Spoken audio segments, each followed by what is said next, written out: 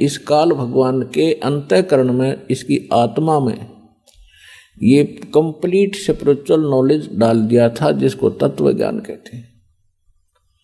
और समय आने पर ये जो बाहर आया वो स्पिरिचुअल नॉलेज यानी वेद, कंप्लीट वेद, पूर्ण वेद, ये एक ही ज्ञान था। फिर इसने क्या किया कि उसमें से वो पोर्शन निकाल दिया जो परमात्मा की सीधी जानकारी थी, और वो मंत्र इसने नष्ट कर दिए।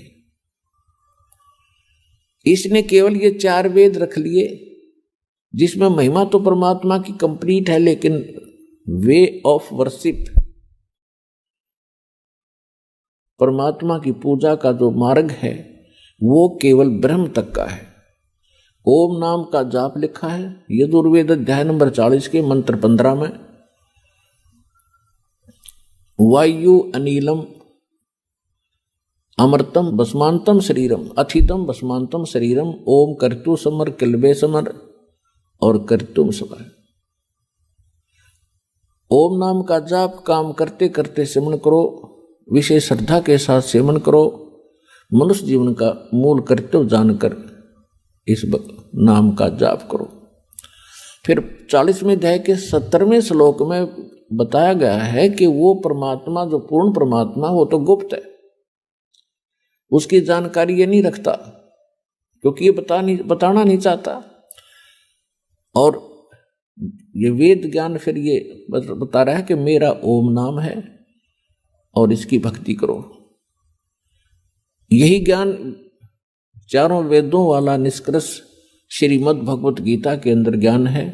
8वें अध्याय के 13वें श्लोक में इसमें भी स्पष्ट किया है कि ओम इति एकाक्षरम ब्रह्म व्यवहारण माम अनुसमरण ये प्रयाति तजन देहम सयाति परमाम गति। मुझ ब्रह्म का केवल एक ओम मंत्र है, उच्चारण करके सिमरण करता हुआ जो शरीर छोड़कर जाता है, ओम से मिलने वाली जो गति है वो परम गति इससे हो जाएगी। वो क्या है? ओम नाम का जाप ब्रह्म का है, ब्रह्म के पुजारी ब्रह्म लोक में जाते हैं। 8वें अध्याय के 16वें श्लोक में स्पष्ट किया है कि ब्रह्म लोक में गए हुए प्राणी भी फिर जन्म मृत्यु में आते हैं। इसलिए गीता ज्ञानदाता ने 18वें अध्याय के 62वें श्लोक में कहा है कि अर्जुन तू सर्वभाव से उस परमेश्वर की शरण में जा, उसकी कृपा से तू परम शांति को और सनातन परम धाम को प्राप्त होगा। यजुर्वेद अध्याय नंबर 5 के मंत्र 32 में उसमें स्पष्ट किया है कि उसी कसी मूल संस्कृत है, उसी कसी कबीर अंगारी हसी बम्भारी हसी शवर ज्योति रत धामासी। कबीर उसी कसी का अर्थ है जो पूर्ण शांतिदायक है, जो परम शांति देने वाला है। कबीर अंगारी हसी वो पापों का नाशक, पाप नाशक शब्द, पापों का नाश करने वाला, पापों का शत्रु वो कबीर देव है, कबीर परमेश्वर है। बम्भारी हसी बंधनों का शत्रु, अरि माने शत्रु, बम्बर माने बंधन। तो कर्मों के बंधन से हम यहाँ जकड़े पड़े हैं, और कर्म के बंधन को केवल कबीर परमात्मा ही काट सकता है। और वो कहाँ रहता है? वो सतलोक में रहता है।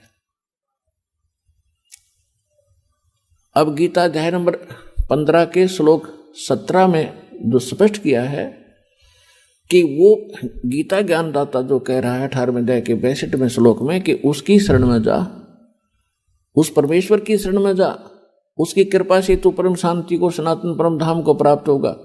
तो वो परमात्मा वो है जो गीता अध्याय नंबर 15 के श्लोक 17 में बताया है कि उत्तम पुरुष है तू अन्य परमात्मा इति उदाहरत है, यह लोकतर्यम आविष्य विभर्ति अवैश्वर है। गीता अध्याय नंबर 7 के श्लोक 29 में गीता ज्ञानदाता कह रहा है अर्जुन को कि जो मेरे ज्ञान को आश्रय कर लेगा, वो क्या बताना चाहता है? 4थे अध्याय के गीता में 32 और 34 श्लोक का निष्कर्ष है कि परमात्मा स्वयं आकर के विस्तार के साथ यज्ञों यानी धार्मिक अनुष्ठानों की जानकारी स्वयं देते हैं, और उसको तत्व ज्ञान कहते हैं। वो अपने मुख कमल से बोलते हैं। वो सच्चिदानंद घन ब्रह्म की वाणी जो है वो तत्व ज्ञान होता है। चौथे अध्याय के 34वें श्लोक में ये स्पष्ट करता है कि मैं उससे परिचित नहीं हूं। उसके लिए तू तत्वदर्शी संतों की खोज कर और उनको दंडवत प्रणाम करने से, कपट छोड़कर उनकी सेवा करने से वो तत्वदर्शी संत तुझे उस तत्व ज्ञान का उपदेश करेंगे। और 7वें अध्याय के 29वें श्लोक में अब ये कह रहा है कि मेरे इस ज्ञान को जो धारण कर लेगा, स्वीकार कर लेगा, इसके आधार से जो मेरे ज्ञान को आश्रय कर लेता है तो फिर उसको तत्वदर्शी संत मिल जाते हैं खोज करने पर। तो वो व्यक्ति जरा और मरण से, जरामीन वृद्धावस्था का दुख और मरण माने मृत्यु के कष्ट से छूटने का ही प्रयत्न करते हैं। जिनको तत्व ज्ञान हो जाता है, तत्वदर्शी संत मिल जाते हैं, फिर उनकी आस्था इस गंदे लोक से हट जाती है। यहाँ की इच्छाओं से वो मन हटा लेता है और वो फिर क्या करता है, वो जरा और मरण से छूटने के लिए ही प्रयत्न करते हैं। तो वो क्यों करते हैं? क्योंकि वे संपूर्ण अध्यात्म से और सभी कर्मों से और उस तत्व ब्रह्म से परिचित हो जाते हैं। तत्व ब्रह्म, ब्रह्म माने भगवान, लेकिन ये जो ब्रह्म है यहाँ का, ये सर्व ब्रह्म है, सर्व पुरुष है, और वो परम अक्षर ब्रह्म है, वो अविनाशी परमात्मा है। तो अर्जुन ने गीता अध्याय नंबर 1 में प्रश्न किया, 8वें अध्याय के 1 में प्रश्न किया मंत्र में कि किम तत्ब्रह्म और किम अध्यात्म किम कर्म पुरुषोत्तम।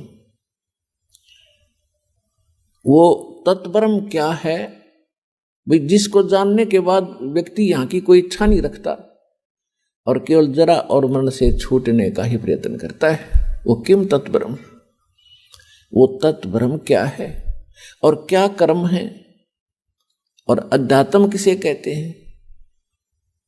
गीता ज्ञानदाता ने 8वें अध्याय के 3 श्लोक में कहा कि वो परम अक्षर ब्रह्म है। वो परम अक्षर ब्रह्म है, ये स्वयं ब्रह्म है और वो परम अक्षर ब्रह्म है। उसको सच्चिदानंद घन ब्रह्म भी कहते हैं। तो इस प्रकार हमें ज्ञान हुआ कि और परमात्मा है जो हमें सुख देता है। तो धर्मदास जी को परमात्मा बता रहे हैं कि सबसे जब ये दुखी हुए, क्योंकि स्वर्ग में तो इनको मिलता जुलता सा सुख लगा सतलोक का, जब आप यहां आए तो सतलोक से जब नीचे आए तो ब्रह्मलोक में मिलता जुलता सा तुम्हें राहत मिल रही थी। और जब तुम्हारी पूंजी समाप्त होगी, तुम होगे कंगाल, तो पटक दिए पृथ्वी पर कि फिर धन जोड़ो और फिर आओ यहाँ पर, फिर तुम्हें कुछ समय सुख मिलेगा। अब ये स्वर्ग और ये महास्वर्ग जिसको ब्रह्मलोक कहते हैं, उसको महास्वर्ग कहते हैं। ये तो ऐसे हैं जैसे रेस्टोरेंट होते हैं, जैसे हरियाणा, पंजाब, राजस्थान, उत्तर प्रदेश, मध्य प्रदेश आदि इन राज्यों में गर्मियों के मौसम में बहुत गर्मी पड़ती है। और दो सेठ साहूकार, कुछ व्यक्ति जिनके पास घना धन हो जा, वो क्या करते हैं, जब इधर चले जाते हैं कुल्लू, मनाली, शिमला के अंदर गर्मियों का समय व्यतीत करने के लिए। वहाँ ठंडा क्षेत्र है, तो वहाँ क्या करते हैं, एक होटल में कमरा किराए पर लेते हैं, सारा उस होटल में खाना खाते हैं। तो वहाँ उनको जो पूंजी ले जाते हैं 50-60 हज़ार रुपये, तो वो उनकी पूंजी वहाँ खत्म हो रही है, वो सुख अवश्य प्राप्त कर रहे हैं। और जब उनकी वह धन समाप्त हो जाएगा, उनको फिर से कर्म क्षेत्र में आना पड़ता है। और अगले वर्ष हो सकता है इतनी पूंजी ना बचे कि हम होटल में जा सकें 2 महीने 3 महीने काटने के लिए, मई जून जुलाई के, तो फिर वहीं पड़ा रहना पड़ेगा उसको। तो ऐसे यहाँ के स्वर्ग महास्वर्ग बताए हैं। उसके लिए गीता ज्ञानदाता कहता है कि यदि तुम्हें कंप्लीट पीस चाहिए, संपूर्ण शांति चाहिए, तो उस परमेश्वर की शरण में जा। उसके लिए ऑप्शन छोड़ दिया कि मैं नहीं जानता, तत्वदर्शी संतों से पूछो। तो ये दास रामपाल दास है, वो तत्वदर्शी संत इस विश्व में।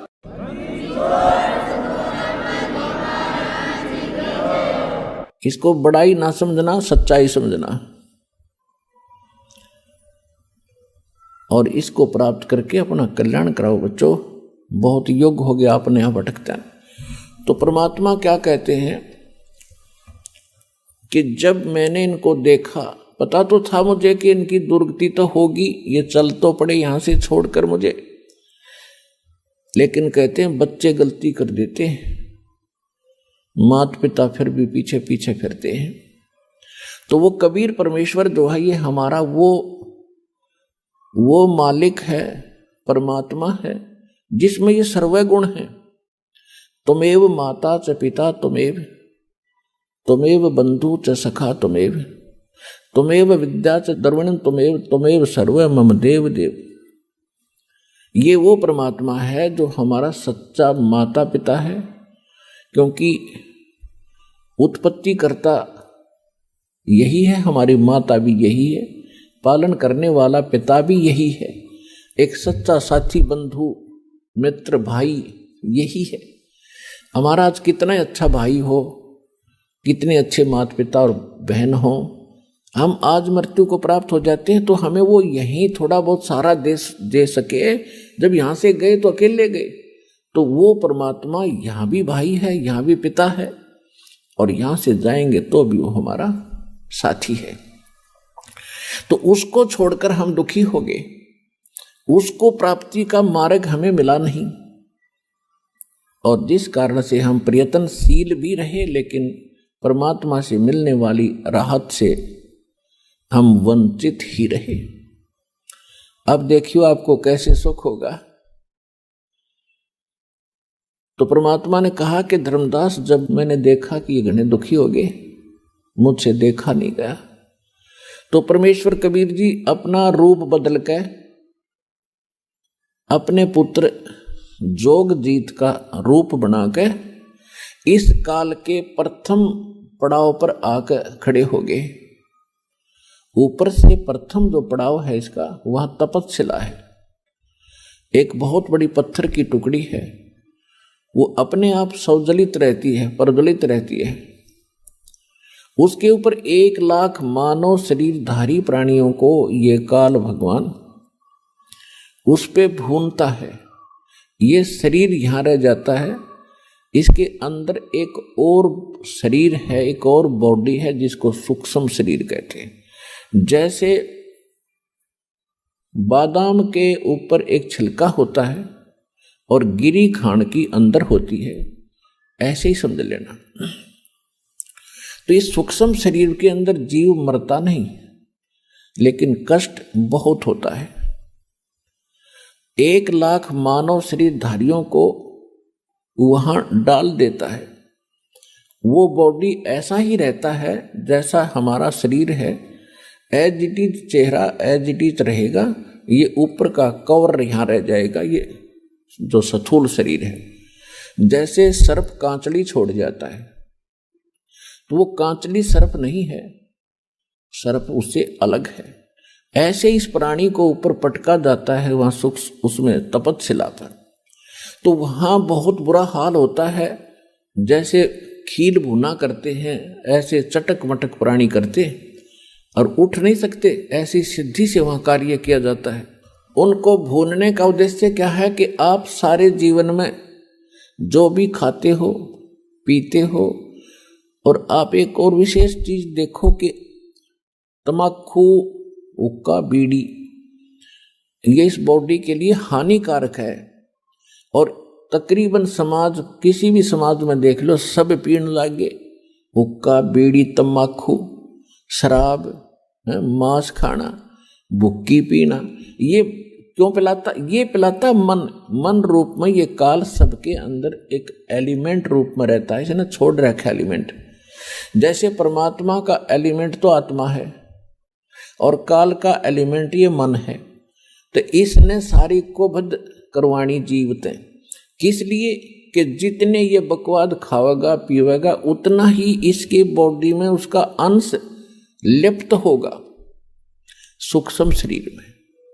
तो उसके बाद फिर वो जौ का तो ऊपर जाकर जब उसको भूना जाता है, जिसने घना हुक्का पी रखा है, घनी शराब पी रखी है, वो देर तक वहां भूना जाता है कि उसमें अच्छा माल होता है इस काल का। तो वहां सबको इसलिए डाला जाता है कि जो सारे जीवन में इसने जो खाया पिया, कुछ तो बॉडी शरीर स्थूल शरीर इससे ठीक रहा, शेष उसके अंदर जम जाता है और वो इतने गर्मी के बिना छूटता नहीं।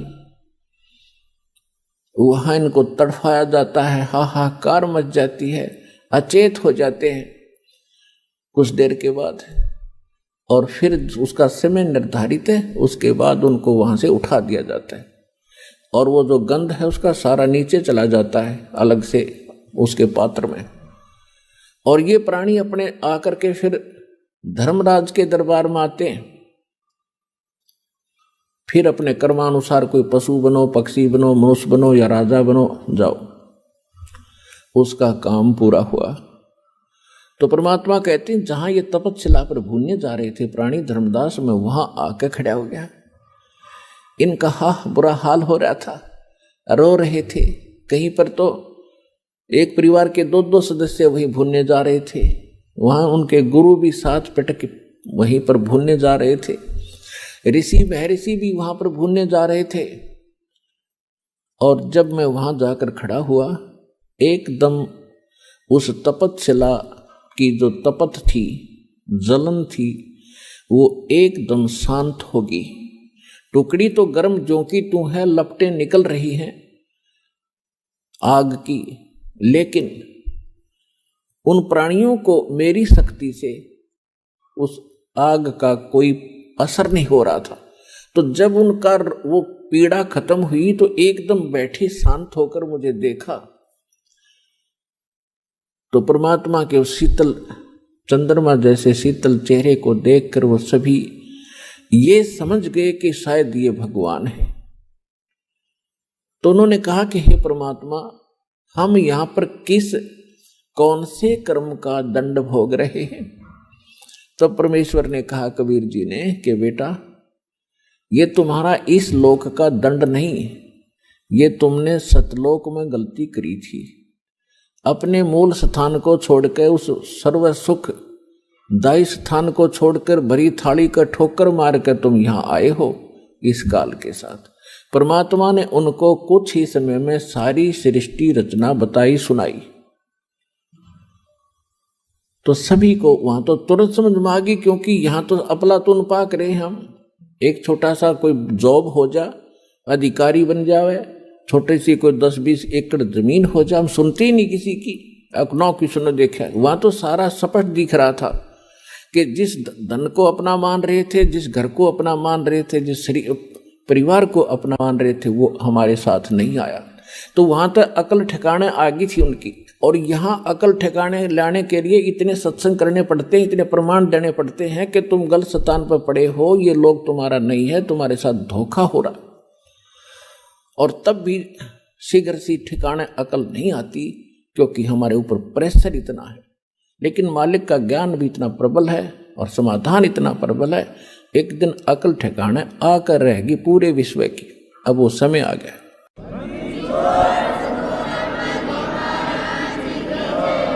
तो सभी ने करबद्ध होकर कहा, परमात्मा हमें छुड़वा लो इस गंदे लोक से। तो परमेश्वर ने कहा कि भी ऐसे नहीं होगा। जिस समय आपको पृथ्वी लोक पर मानव शरीर प्राप्त हो, स्त्री या पुरुष का,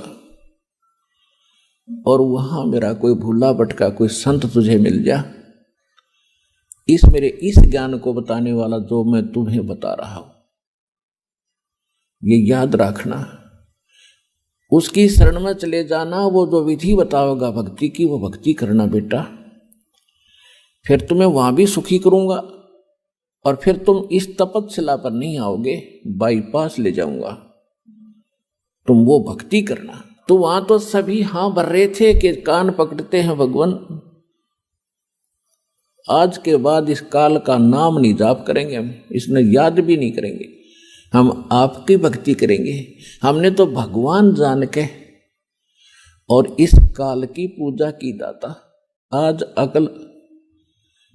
अकल खुली हमारी, और अब के मनुष्य जीवन मिलेगा तो हम वही भक्ति करेंगे जिससे आपकी प्राप्ति हो। तो परमात्मा ने कहा भाई ठीक है, याद रखना इस बात को बच्चों, भूलना नहीं। और तुम वहां ऋषि बैठे थे, जो गुरु बैठे थे, वो निराकार बताया करते थे ब्रह्म को। परमात्मा ने कहा कि ए मुनि जी, तुम कैसा मानते थे परमात्मा को? कि जी हमने तो ऐसा ही ज्ञान हुआ है कि वेदों में निराकार बताया गया है। वेद तो बड़े दीना, तुम्हें पता वेदों का सट्टे मारे तुमने। वेद तो साकार बताते हैं, तुम्हारा अनुभव निराकार बताता है कि खोजत खोजत थक गए, अंत कहा बेचून। बेचून माने निराकार है। तुमने जो जिस विधि से भगवान पाने की चेष्टा की उससे परमात्मा नहीं मिल सकता, और इसलिए वो गलत प्रयत्न साधना करके तुमने अपना अनुभव गढ़ दिया कि भगवान निराकार, वो दिखता कोई नहीं, प्रकाश प्रकाश दिखता है। परमात्मा का प्रकाश ही देखा जाता है। अरे भले आदमी कोई कहे सूर्य तो निराकार है, सूर्य का प्रकाश देखा जा सकता है। अकल है ठिकाने तुम्हारी? सूर्य बिना फिर प्रकाश किसका? भगवान के बिना प्रकाश किसका देखा? तो कहने लगे जी हम तो बस इतनी पढ़ाई पढ़काए हैं, हमने तो निराकार मान रखा था। देखो वो आ रहा है सामने तुम्हारा निराकार भगवान, वो देखो। जब सबकी दृष्टि परमात्मा के संकेत की ओर गई तो ओछा माथा, काला शरीर, विकराल चेहरा, ये उसका वास्तविक रूप है। और उस रूप को यदि आप यहां देख ले तो कलेजा फट जा। जिसको तुम खोजने के लिए ऋषि महर्षि हजारों वर्ष तक ब्रह्म न पावेंगे, ब्रह्म न पा लो, थारा कालजा फट जाए, उसने देख लो। तक सारी उल्टी साधना की तुमने, सब ज्ञान गलत ज्ञान स्वयं ग्रहण किया और सारी जनता को भ्रमित कर दिया। वो आ रहा तुम्हारा भगवान, और तुम्हारे से निकले इस गंध को खाएगा वो। और अब तुम जाओ यहां से। परमात्मा ने अपनी शक्ति से उनको वहां से उड़ा दिया। अब काल का भोजन का समय हो गया था, क्योंकि उसने भी निर्धारित समय फिक्स कर रखा है कि इतने समय में ये भुन बांध कर चले जाएंगे यहाँ से, केवल वो माल शेष रह जाएगा, उनसे निकला हुआ गंध, वो उसका माल है। वो खाने के लिए आया तो देखा सामने एक व्यक्ति खड़ा है। अब उसने निकट आकर देखा, क्या देखा कि तो मेरा बड़ा भाई खड़ा है, जोगजीत खड़ा है। अब काल, जब वहां काल ने गलती की थी सतलोक में, ये सृष्टि रचना में आपको सुनाया हुआ है, यहां केवल एक हिंट देकर आज सत्संग का विषय दूसरा रखना है। तो वहां सतलोक से जब इसको निकाला था 21 ब्रह्मांड समेत, तो परमात्मा इसी रूप में गए थे, जोगजीत रूप में। तो जब जोगजीत रूप में उसने देखा कि ये परमात्मा के निकट मेरा भाई है, उनके साथ रहता है ज्यादा, और उसका संदेश वही लेकर आता है, कोई आज्ञा क्या है ये पूछता हूं पहले इससे। तो उस ज्योत निरंजन काल ने जोगजीत से कहा कि जोगजीत तू यहां क्यों आया? अब कोई पिता का आदेश है तो मुझे बता, और तूने मुझे वहां से मार कर निकाला था, तू मेरे लोक में क्यों आया? तू आ कैसे गया? अब मैं तुझे पहले तो आदेश बता दे क्या है परम पिता का, फिर तुझे मैं मारूंगा, कुटूंगा।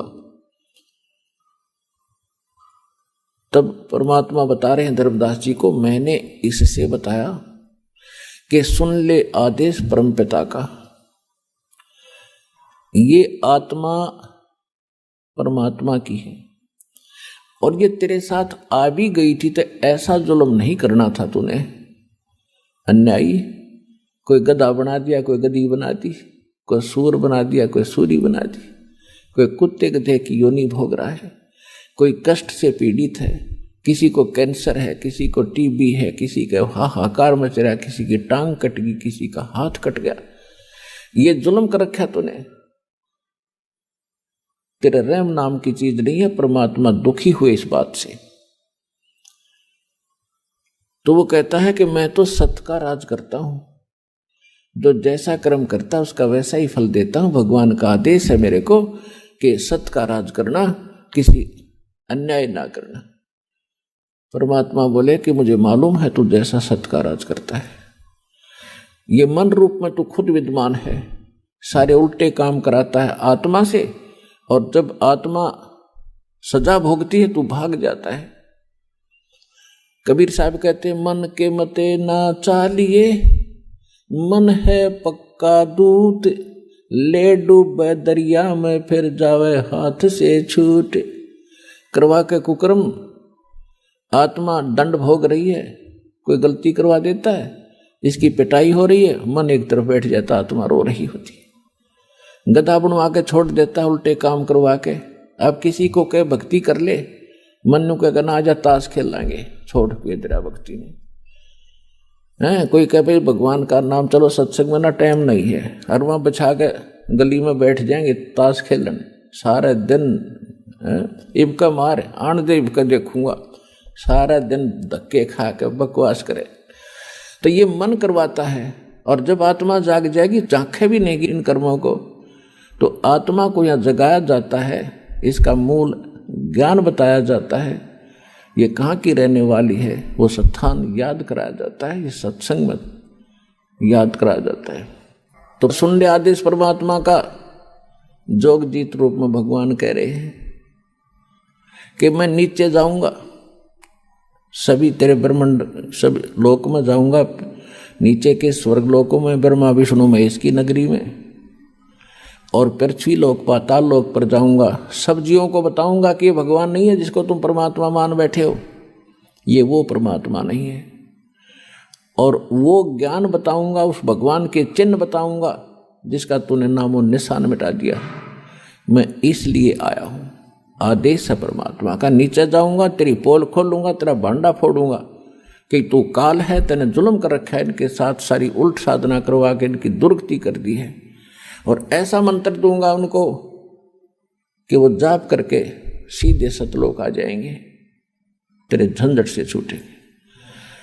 तब कहते हैं ये सुनकर काल इतना भयंकर हो गया धर्मदास कि मुझे मारने के लिए चढ़ा कि तेरे को अभी खत्म कर दूंगा, तो मेरी खेती उजाड़ेगा, मेरा बाग उजाड़ेगा।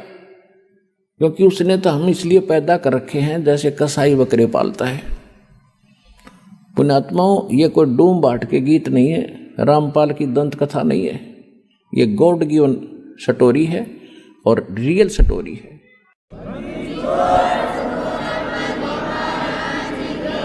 क्योंकि हमने अपने गलत ज्ञान सुन रखा है, वही अटपट अच्छे लगे। रामकृष्ण की कहानी, सुदामा वाली, वैसे इतनी भक्ति थी क्या? क्या यही कहानी थी? ये है वो परमात्मा की सत्यनारायण कथा जो दास साहब को सुना रहा है। तो आपको इसलिए पाल रखा, धर्मदास जी को बता रहे परमात्मा के जैसे कसाई बकरे पालता है, और उन बकरों की बुद्धि इतनी ही काम करती है कि ये बहुत अच्छा आदमी है जो हमारा मालिक है। कैसे अच्छा आदमी है कि इसने बहुत बढ़िया हमारे लिए इस चरागाह बनवा रखे हैं जहाँ हम चरते हैं, एक सरोवर तालाब बना रखा है जहाँ हम पानी पीते हैं, फिर एक झोंपड़ी डाल रखी है, शेड डाल रखा है जहाँ हम गर्मी सर्दी से बचने के लिए उसके नीचे बैठ जाते हैं। और ये मालिक आता जब हमें बड़ा संभालता है, हमारे ऊपर हाथ फेरता है। तो यहाँ परमात्मा कहते हैं धर्मदास जी को कि आप जब ये सुविधाएं देखते हो यहाँ की, कि कितना सुंदर बाग बगीचे, कैसे झरने बह रहे हैं, कितना नीचे शीतल जल निकल रहा है, मीठा जल, और बड़ी हवा चल रही है, बड़ी पृथ्वी दे रखी है, इस पर बड़े पदार्थ दे रखे हैं, इनको देखकर तो ऐसा लगता है कि गढ़ाई बढ़िया भगवान है, बहुत अच्छा स्वामी, कितनी सुविधा हमारी कर रखी है। और जब ये कुंडबा घाणी करता है, कितने दुर्घटना में परिवार नाश हो जाते हैं, भूकंप आ जाता, पूरा क्षेत्र तहस नहस हो जाता है। तो उस समय इसकी दयालुता पर हमारे दिमाग नहीं जाता कि अब ये क्या हो रहा है। परमात्मा ने बताया कि जैसे कसाई जो बकरों को ये सुविधाएं देता है तो उनको ऐसा लगता है कि बहुत बड़ी आदमी, और जब वो उनके पास आता है तो उससे प्यार करते हैं वो कि हमारा नेक मालिक आ गया और उसके पंजाली ऊपर ने पैर उठा कर सीने से लगते हैं, उसको चाटते हैं उसके हाथों को। जब उनको वो छूता है, वो तो देख रहा है कि इसमें मांस कितना हो गया, कितने किलो का बिकेगा और वो बकरा चाटता है प्यार में कि मेरा मालिक मालिक बहुत बढ़िया है। और जब भी उसको आवश्यकता होती है एक डंडा लेकर निकाल लेता कि चाहे बेटा मरो चाहे बेटी कटो, माँ कटो चाहे भाई और बहन कटो, वो ना देखता किसी ने। तो ये स्थिति समझ लेना धर्मदास इस काल कसाई में जहां आप रह रहे हो, इस गंदे लोक पे।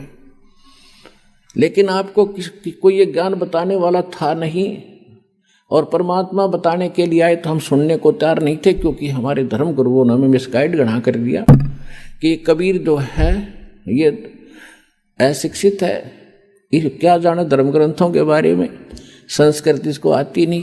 और हमारे धर्मगुरु संस्कृत नहीं बोला करते, हम उनके ऊपर कुर्बान थे कि ये विद्वान है, सचमुच कबीर तो एक धानक है, जुलाहा है, अशिक्षित है, ये क्या जाने वेदों और सदग्रंथ के बारे में।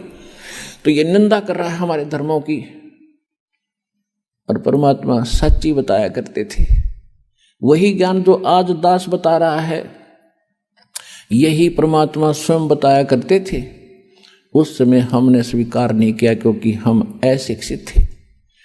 अब जो रहस्य आपको आज उजागर किया जा रहा है कि वो नाम क्यों मना कर रखा था उस समय बताने को, और अब क्यों आदेश दिया है इसको खुले आम बताने का। तो उस समय धर्मदास जी को परमात्मा ने बताया कि इसने ये व्यवस्था कर रखी है, अपने स्वार्थवश तुम्हें यहां रोक रखा है।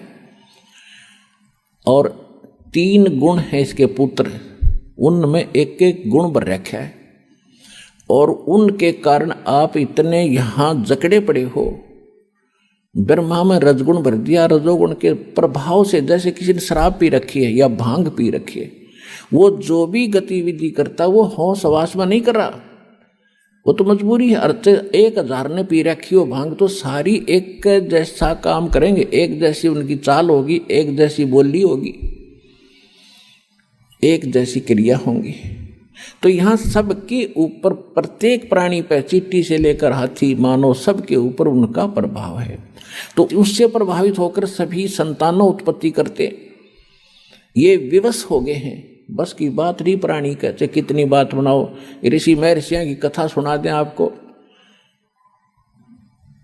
ये बड़े बड़े इन्होंने खूब कोशिश की हम इस विकार से बचें, वासना रहित हो जाएं। एक श्रृंगी ऋषि था और वो घर त्याग कर ऋषि परमात्मा पाने के लिए जंगल में चला गया।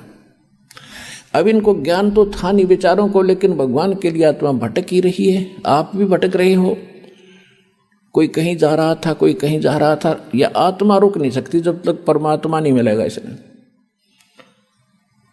तो श्रृंगी ऋषि ब्राह्मण घर त्याग कर जंगल में बाल ब्रह्मचारी रहे, और ये पहले यही क्रिया करने की चेष्टा करते थे कि पहले हम निर्विकार हों तो तब भक्ति बनेगी। इनकी यह सोच थी।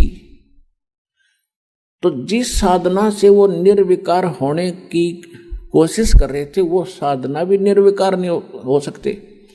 तो उन्होंने क्या किया कि भी अन्न अधिक नहीं खाना चाहिए, ज़्यादा अन्न खाने से वासना जागती है, चटपटे भोजन खाने से। तो उसने अभ्यास करते करते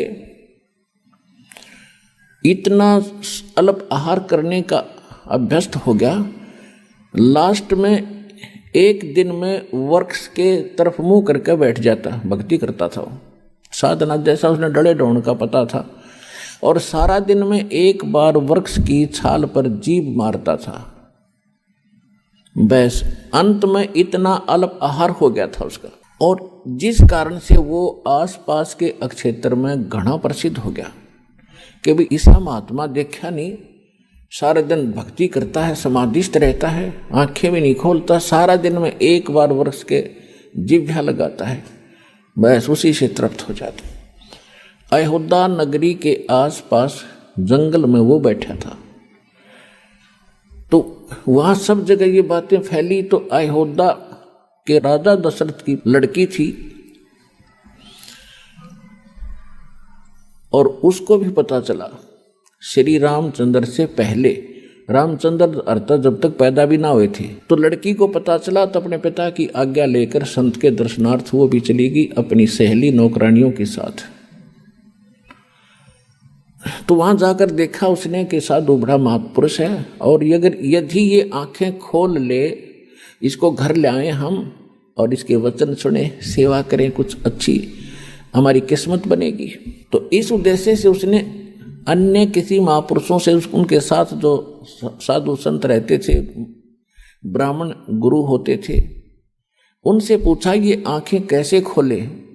तो किसी वैद्य ने बता दिया कि आप जहाँ ये जीवा लगाता है श्रृंगी ऋषि, उस वृक्ष की उस स्थान पर थोड़ा सा शहद लगा दो। उस लड़की ने आज्ञा दे दी, उसके नौकरों ने वहां पर शहद ला दिया उस स्थान पर। अब ऋषि जी पहले तो एक बार जीभ मारता था, उस दिन 6 बार मारी, क्यों अच्छी मीठी लग गया। और अगले दिन फिर ऐसे कर दिया। तीसरे दिन ऋषि जी की, श्रृंगी ऋषि की आंख खुल गई, और फिर उससे प्रार्थना की कि हमारे घर चलो। ऋषि जी ने घर जाने से तो मना कर दिया, लेकिन वह लड़की डेली वहां सेवा करने जान लाएगी। अंत में उस राजा दशरथ की लड़की ने ब्याह कर लिया उस ऋषि जी ने।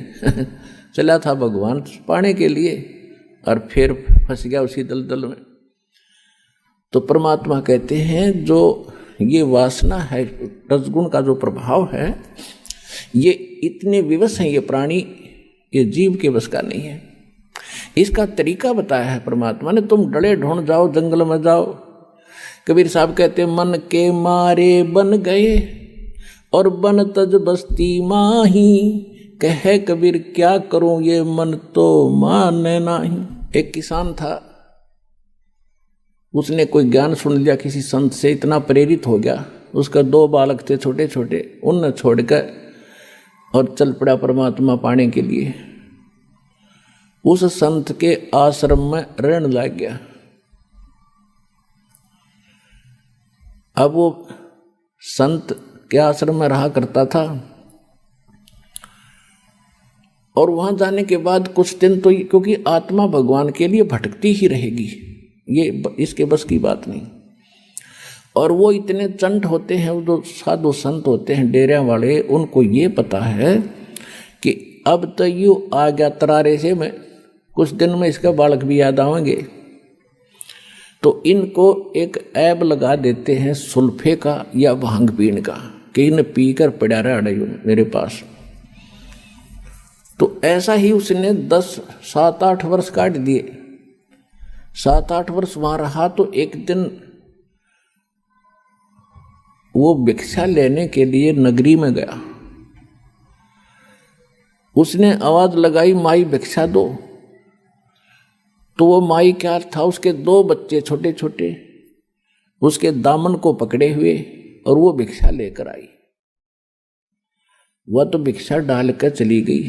तो उसमें क्या प्रेरणा करी काल ने, मन ने, उसके मन में आई रहे, अगर किसी के इतने छोटे छोटे बच्चे हों औरत के, और उसका पति घर पर ना हो, तो वह क्यों कर पाड़ा बेचारी। उसका अपनी बात याद आ गई कि तू छोटे छोटे बच्चों को छोड़कर आया है, और तेरी पत्नी ने कैसे पाले होंगे। यह तो बहुत जुल्म कर दिया तने, तो बता कैसे पालेगी बेचारी वह। तो उसके मन में आया, चल घर चलते हैं। अब वो घर की तरफ चल पड़ा, पटक का जोड़ी ने। फिर उसके मन में आया, छोड़ दे भाई, बात आई गई हुई, तू चाल उल्टाए। वापस चला, फिर आया रे, देखते लो उसमें के बिजली पड़े है, देख आऊंगा कैसे रह रहे हैं, मर गए एक जीव है। लास्ट में फाइनल फैसला कर लिया कि चल एक बार देख आता हूं। अब वो घर की जाने की बजाय उसने सोचा खेतों में ही मैं पहचान मत आऊं नहीं किसी का, क्यों दाढ़ी बढ़ रही है, अदल पछाण सा हो गया, 8-10 वर्ष हो गए, तो खेतों में देख लूंगा, बच्चे ठीक ठाक होंगे तो वहां होंगे, खेतों में काम कर रहे होंगे वहां पर। तो वो बाबा जी खेतों चलने लगा। वहां पर उसका छोटा भाई और उस बाबा जी की पत्नी वहाँ खेतों में काम कर रहे थे। तो उसके छोटे भाई ने अपनी भाभी से कहा कि देखो मुझे तो ऐसा लगता जैसे मेरा भाई आ गया हो। वह कहने लगी तू हमेशा ऐसे मजाक करता रहता है, मेरे वो थोड़ा बहुत दुख बोलती हूँ तो फिर ताज़ा कर देता है, तू मत बार बार ये बातें मत कहा करे। नो बोला सच्ची कहूँ देख सामने चाल तो दिखे उससे कैसी। उसने भी देखा कहाँ चाल तो वाए दिखा पर वो तो कहाँ वह था, वो तो बाबा बन गया, कहाँ होगा यहाँ पर। फिर निकट से आया जब उन्हें पक्का देख लिया कि वही हैरी दरिया रहा है तो वही होगा, तो वो कहने लगी फिर यूँ फिर चला जाएगा, जब आ गया तो फिर भी जाएगा। तो उसका भाई बोला तू थोड़ा सा सहयोग दे मुझे, इसने मैं रखूंगा यहाँ पर।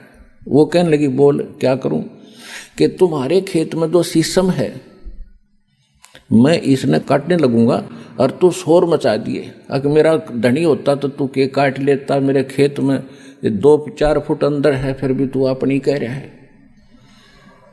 तो उसने ऐसा ही कर दिया ड्रामा।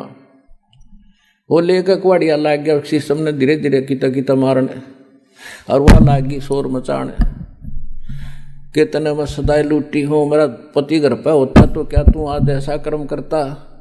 देखो रे लोगों 10-5 फुट अंदर जगह मेरे खेत में हरनों का मेरी है, काटूंगा, मानता नहीं। और वो जुआर में बैठ के नो देखा था, सुने था सारी बात बैठा बैठा। जब आ रोती देखी, जब लकड़का आया ने बोला रे एकली नहीं है मैं भी आ गया हूँ। तो उसका भाई बोला भाई तू कौन, तीसरा तेली बीच में, चल हमारे घर की लड़ाई है बीच में नहीं बढ़ा करते। ने बोला इसकी शीशम वाला हूँ मैं, शीशम वाला। बता गया था घर छोड़ के फिर शीशम वाला बन गया। ने बोला भाई वो तो कौन ही तू मेरा भाई, तेनो थोड़ा जैसे बुंडा शकल, तेरी शकल भी पिछाड़ में ना आती, भागड़े थे। तो वहाँ खेतों में कोई नाई था, किसी आड़ी के बाल काटना आ रहा था, वहाँ गया। ने बोला रहा मेरे बाल काट, फटाफट नाश हो गया बात का।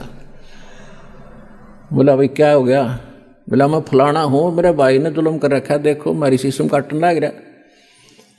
और दूसरा आड़ी था, बोला रहा मेरे पीछे काटिए पहले तो इससे के काट। सुबता हुआ बात या उसके काट कर मुंड कर दिया साफ।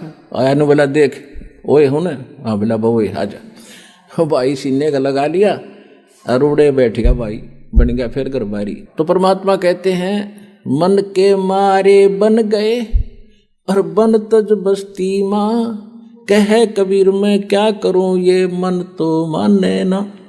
ये मन माने कैसे, जो हमारे शास्त्रों में लिखी विधि है, जो हमारे सदग्रंथों में प्रमाण है, जो भगवान ने आके बताया है, उस विधि से यो मन मानेगा। कैसे मानेगा, डेरे डांडे खुश रहो ये खुसरे लहे ना मोक्ष, धरु पर लाद भी पार हो गए फिर गृहस्थी में क्या दोष। परमात्मा ने बताया है कि डेरे डांडे अपने घर पर रहो, भक्ति करो, जो विधिवत साधना है।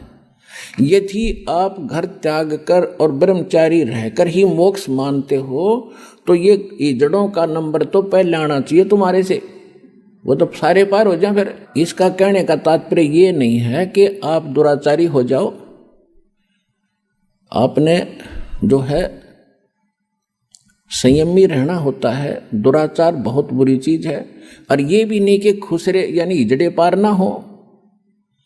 पुण्यात्माओं बात बिगड़ी पड़ी है सारी। देखो किसी कर्म संस्कार से वो खुसरे बन गए, हिजड़े बन गए, और हिजड़े बनने के लिए तेरे सी मेरे सी जंगला में धक्के खाया करते, रोटी छोड़ देते थे। उनका अगर अकल ठिकाने आ जाए तो वो तो जल्दी भक्ति करें, वो भक्ति वो भी कर सकते हैं, वो भी पार हो सकते हैं। और जो गृहस्थी है वो भी पार हो सकते हैं, क्योंकि भक्ति से ही बात बनेगी। वो चाहे ब्रह्मचारी रह के कर लियो और चाहे गृहस्थी रह के कर लियो, सत भक्ति और विधि से ही करनी पड़ेगी जो बता रखी है। कौन सी, नाम उठत नाम बैठत नाम सोवत जागबे, नाम खाते नाम पीते नाम सेती लागबे। किसान खेत में हल जोड़ रहा है या ट्रैक्टर से काम कर रहा है, हल से कर रहा है तो अपना मंत्र करता रहिए क्यों मनन तो बकवाद करनी करनी है। ये तो हल बा रहा है तो कोई राग नहीं गा रहा है या फिल्मी गाने गुनगुना रहा है, तो उन बकवादों को छोड़कर मालिक की वाणी बोले, उस वाणी से और या सुमरण करता रहे, तो उस सुमरण के प्रभाव से जो बीज बोया जा रहा है और उससे जो फल आवेगा और उसको जो खावेगा, उसमें भी वो नेक विचार और भक्ति का अंश जाएगा, वो भी एक दिन भक्ति में लग जाएगा।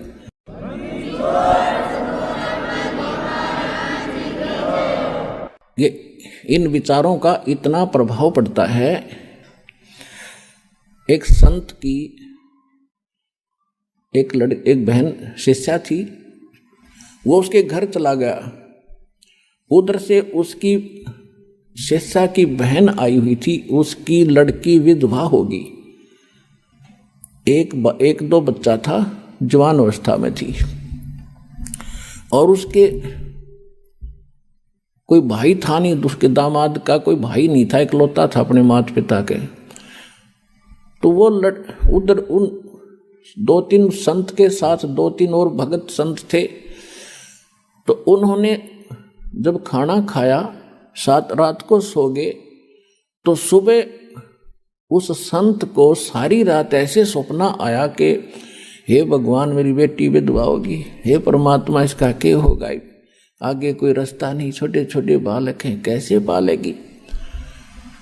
तो उसने अपनी शिष्या को बुलाया कि बेटी, आज ये खाना किसने बनाया था हमारा। उसने कहा कि मेरी बहन आई हुई है और उसने ये खाना बनाया था आपका। क्या उसकी कोई लड़की को हादसा हो गया? हाँ, कहा जी बहुत बुंडी बन गई उसके साथ, तो अभी 2 बच्चे थे, वो लड़की विधवा होगी और बहुत चिंतित है ये। वो लड़की को बोला, उसको तो समझाया, बेटी ये तो जो होना था हो गया, पर भक्ति कर नाम ले ले, तो वह तो बहुत अलग शिक्षा दी। लेकिन कहने का भाव ये है कि वो खाना बनाने वाले के विचार उस भोजन में गए और उसको जाकर अफेक्ट किया उस ऋषि संत को। तो इसी प्रकार जो आज सारे वातावरण में रागनी, फिल्मी गाने, राजनीति की बातें या अटपट सुनते हो, अखबारों में पढ़ते हो, फिर दूसरों को सुनाते हो, ये सारे समाज में फैल गया। सबका वही स्वभाव बन गया। सुबह उठते आदमी चाह पीछा पीवा, पहले का अखबार लाओ, अखबार हम के पढ़ रहे, उड़ा 3 मर गए हैं, उसका न्यू हो गया, फलाना न्यू हो गया, वहाँ बलात्कार हो गए, ये पढ़ने की बातें। सुबह उठते मालिक की कथा सुने, परमात्मा के मंत्र जाप करे, परमात्मा की कथा सुने तो आत्मा का उद्धार हो। तो अब जैसे भक्त बताते हैं कि ट्रेनों में या बस में दूर देश से, दूर राज्य से बच्चे आते हैं भगवान के, तो सुबह सुबह या शाम के समय जब ट्रेन में होते हैं, कोई आरती कर रहा है, कोई मंत्र कर रहा है, कोई सुबह के नित्यनेम कर रहा है, कोई दोपहर की रमैनी लगाए बैठा मोबाइल में, एक वातावरण बदलता जा रहा है। तो पूरे विश्व पर इसका असर होगा, एक दिन सब नाम लेंगे, ये मालिक का वचन है। तो ऐसे प्रभाव पड़ेगा। तो अब ये वातावरण ऐसे बदलेगा। परमात्मा की वाणी में बहुत ताकत है और विधिवत वो वाणी प्राप्त होती है, उसी से असर होता है। सब यानी अधिकारी से लेकर जो नाम जाप किए जाते हैं उनको आप भी असर होगा और वातावरण के अंदर भी बहुत प्रभाव पड़ेगा। अब आप देखते हो कितने टीवी चलते हैं, सब जगह ये राजनीति की बातें, फलाना ये दकड़ा, ये बड़ा, इसको तो 1 नंबर पर मान रहे हैं। ये 1 नंबर पर तो इन टीवी वालों ने भगवान की चर्चा सुनानी चाहिए दिन में कई ताकि आत्मा इंसान की बुद्धि बदले, बुराइयों से दूर हो और संसार में शांति पैदा हो। या तो शांति पैदा कर रखी है।